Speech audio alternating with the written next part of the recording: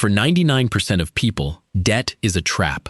It carries 24% interest rates, wrecks credit scores, and turns you into a modern wage slave. But once your net worth crosses a hidden threshold, debt stops being a liability and becomes a tax-free superpower.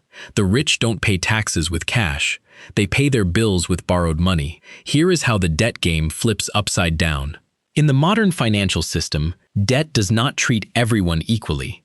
It behaves differently depending on which side of the balance sheet you stand on. The same financial tool can either drain wealth or help preserve it, depending on what stands behind the loan. Take two people borrowing money today. The first earns $50,000 a year. An unexpected medical bill or car repair arrives, and with little savings available, he turns to a high-interest credit card. The interest rate is around 24%, and every month that balance remains unpaid, interest compounds against him. The loan isn't creating new wealth.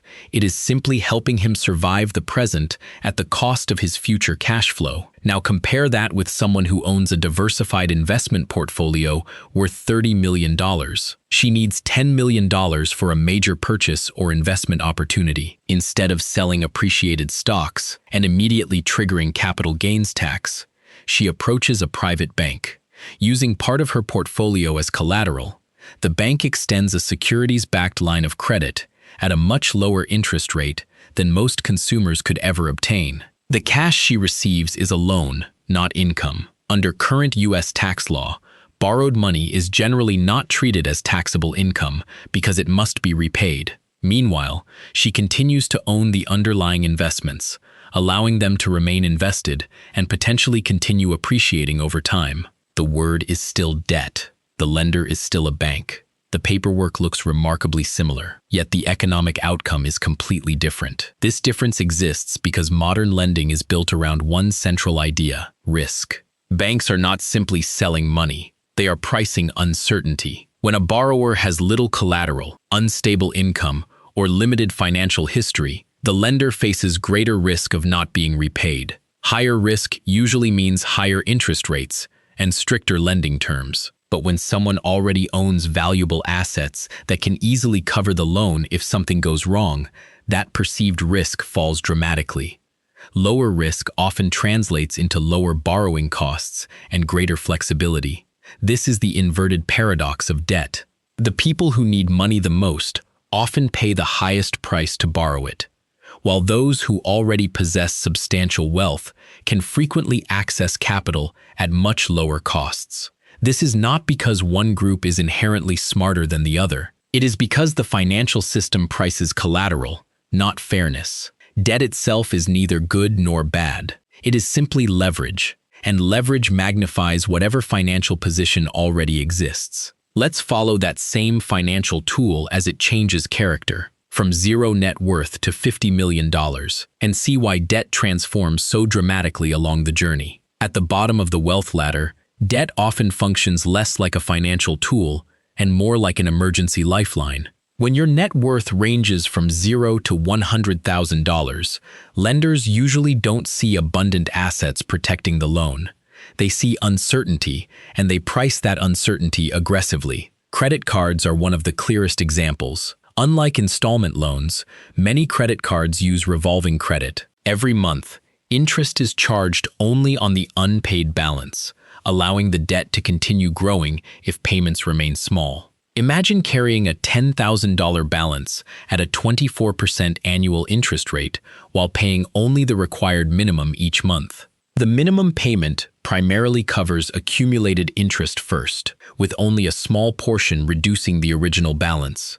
As a result, the debt can remain for many years, and the total interest paid may eventually exceed the amount originally borrowed. This is not an accident. It is how compounding works when it moves against the borrower instead of in their favor. The same mathematical force that helps investments grow over decades can also make expensive debt increasingly difficult to escape. If payments begin arriving late, the situation often becomes even more expensive. Late fees accumulate. Penalty interest rates may apply. Credit scores can decline. That lower credit score can then influence future borrowing costs, resulting in higher rates on car loans, mortgages, or other financing. In some countries, aspects of credit history may even influence insurance pricing or rental applications. Then comes an even more expensive category of borrowing. Payday loans and certain short-term lending products frequently advertise fast access to cash. While the advertised fee may appear small, annualized costs can reach several 100% in some jurisdictions. These loans are designed for very short repayment periods. When borrowers cannot repay immediately, many end up refinancing or rolling the loan over, increasing total borrowing costs. Auto title loans introduce another layer of risk. Here, the borrower's vehicle becomes collateral. Miss enough payments, and the lender may repossess the very car needed to travel to work and earn the income required to repay the debt. Even the most common wealth-building loan, the traditional 30-year mortgage, illustrates how debt behaves differently early in repayment. With a $400,000 mortgage at 6.5%, the monthly payment may be around $2,500. During the first years, the majority of each payment goes toward interest rather than reducing the principal balance. This isn't evidence of manipulation. It is simply the mathematics of amortization. Debt itself is not automatically harmful. Borrowing for education, a productive business, or carefully evaluated housing can create long-term value when managed responsibly. The challenge appears when borrowing primarily finances consumption without creating future income or appreciating assets capable of supporting the repayment. At this stage of wealth, debt usually consumes cash flow faster than it creates wealth. But once substantial assets begin generating income of their own, borrowing starts operating under a completely different set of rules. Once someone accumulates roughly $1 million or more in investable assets or income-producing property, borrowing often shifts from paycheck-based lending toward asset-backed lending. Now lenders become interested in something different. Instead of asking, "How much does this person earn?" they begin asking, "Can the asset itself repay the loan?" Commercial real estate demonstrates this principle clearly. When financing an apartment building or office property, lenders frequently evaluate a metric called the debt service coverage ratio, often shortened to DSCR. In simple terms, they want to know whether the property's rental income comfortably exceeds the required loan payments. If the building consistently generates enough cash to pay expenses and service the debt, the loan becomes significantly less dependent on the owner's personal salary. Imagine a $2 million apartment building. The investor contributes $400,000 as a down payment and finances the remaining $1.6 million. Every month, tenants pay rent. That rental income covers mortgage payments, property taxes, insurance, maintenance, and operating expenses. If managed effectively, additional cash flow may remain after expenses. Meanwhile, each mortgage payment gradually reduces the outstanding loan balance. Over many years, tenants effectively help build the owner's equity, while the property itself may appreciate in market value. This is sometimes described as tenant-funded equity, but leverage is never a one-way street. If occupancy falls sharply, maintenance costs unexpectedly rise, or interest rates increase on variable rate loans, the same borrowed money that amplified gains can also magnify losses. Successful investors understand that leverage increases both upside potential and downside risk. Real estate also introduces another important concept: depreciation. Under current U.S. tax law, owners of qualifying income-producing property may deduct a portion of the building's value each year as depreciation, even if the property's market value is increasing. Because depreciation is a non-cash expense, it can significantly reduce taxable income generated by the property. However,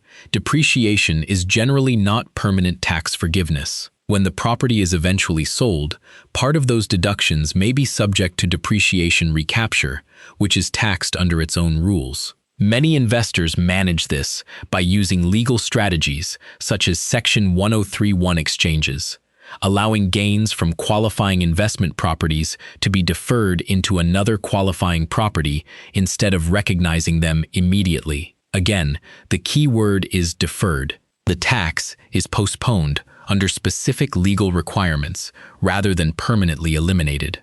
By this point, debt is no longer simply funding consumption. It is increasingly supporting productive assets capable of generating income while potentially increasing in value over time. That transition sets the stage for the highest level of the wealth ladder. At the highest levels of wealth, debt becomes less about financing purchases and more about preserving ownership.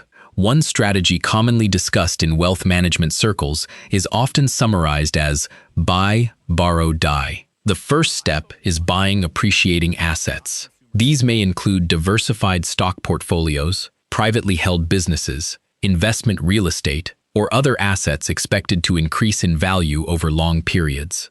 Selling appreciated assets usually creates a taxable event. Borrowing generally does not. Instead of selling investments to generate cash, some wealthy individuals borrow against those assets through private banks. Because the assets remain invested, they continue participating in market performance while the borrower receives liquidity through the loan. Historically, diversified investment portfolios have often produced long-term returns exceeding many secured borrowing costs, although future investment performance is never guaranteed. This difference between borrowing costs and long-term asset growth is one reason some investors choose borrowing over selling.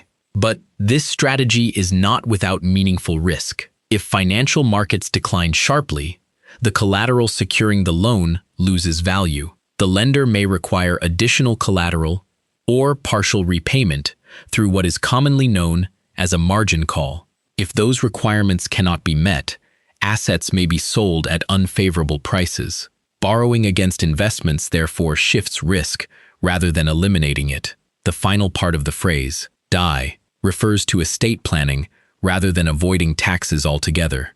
Under current U.S. federal tax law, heirs generally receive a stepped-up cost basis on many appreciated assets, meaning unrealized capital gains accumulated during the original owner's lifetime are typically not subject to income tax when inherited.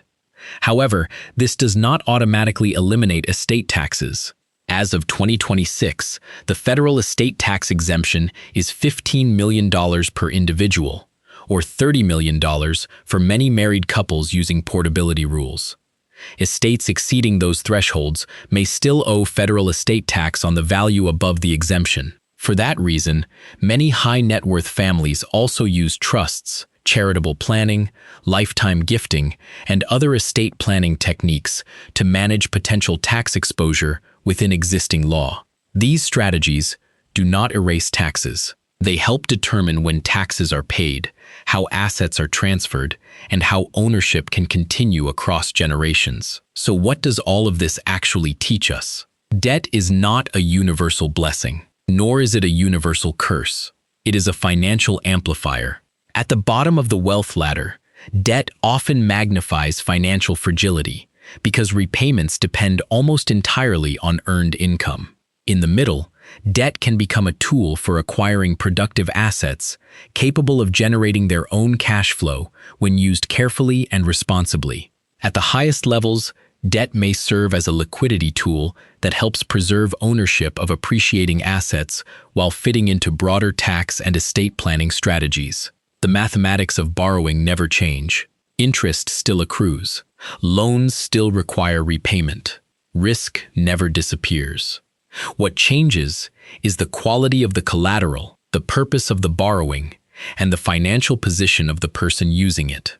The real lesson isn't that wealthy people discovered a secret. It's that the same financial instrument produces radically different outcomes depending on whether it funds consumption or ownership. Understanding that distinction may be one of the most important lessons in modern finance.